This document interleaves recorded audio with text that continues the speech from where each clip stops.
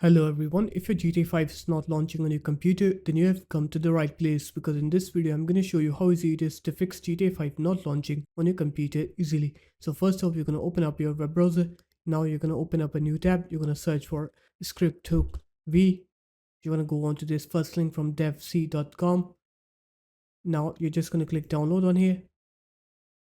Start downloading this file and now you're going to open it up. Now you're going to go into bin and then you're going to extract all 4 of these files into your GTA's directory. So open up your GTA's directory here. Here it is for me. Your location may be different. Now you're just going to drag these files out here. Replace the files if it asks you. Now what you're going to do is you're going to find the file called commandline.txt. So if you don't have it like me, then you're just going to right click on here, click new, go into text document, name this command line.txt and then open it up. Here you're going to write dash no battle I.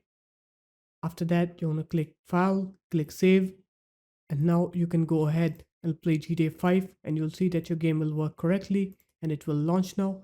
So there it is guys, that's how easy it was. If you guys found this video helpful, make sure to leave a like, comment and subscribe to the channel, and I'll see you in my next video.